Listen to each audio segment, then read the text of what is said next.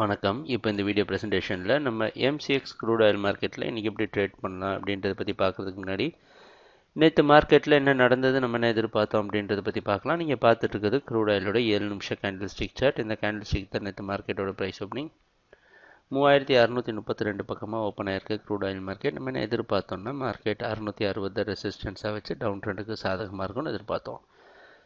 Open ஆனதுலேருந்து ஓரளவுக்கு மேலே போயிட்டு மறுபடியும் கீழே சரிவை சந்திச்சு 3620 பல முறை சப்போர்ட் எடுத்து அதையும் முடித்து 590 வரைக்கும் வந்திருக்கு. இது முன்னாடி நாள் மார்க்கெட்டோட லோ.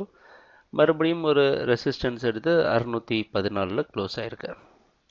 சொல்லப்போனால் மார்க்கெட் டவுன் ட்ரெண்டுக்கு சாதகமாக இருந்திருந்தாலும் ஒரு விஷயத்தை குறிப்பாக நம்ம நோட் பண்ண வேண்டியது என்னென்னா, திருப்பி இந்த 3620 பக்கமாகவே மார்க்கெட் வந்து ட்ரேட் ஆகிறது செல்லர்ஸுக்கு ஒரு நல்ல விஷயமா அமைகிறதில்ல. இன்றைக்கி மார்க்கெட்டோட ஓப்பனிங் 3630 பக்கமாக ஓப்பனருக்கு வாய்ப்பு இருக்கிற மாதிரி வெளிநாட்டில் இருக்கிற நைமெக்ஸ் மார்க்கெட் வச்சு பார்க்குறப்ப தெரியுது.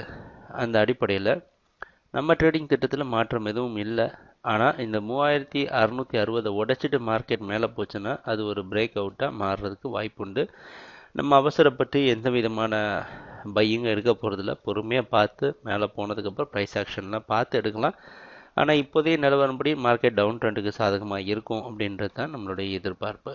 ட்ரேடிங் நடக்கிறப்ப பார்ப்போம் என்னென்ன மாற்றங்கள் வருதுன்னு எங்கள் வீடியோ ப்ரெசன்டேஷனை தொடர்ந்து பார்த்துட்டு இருந்ததுக்கு மிக்க நன்றி, மகிழ்ச்சி, வணக்கம்.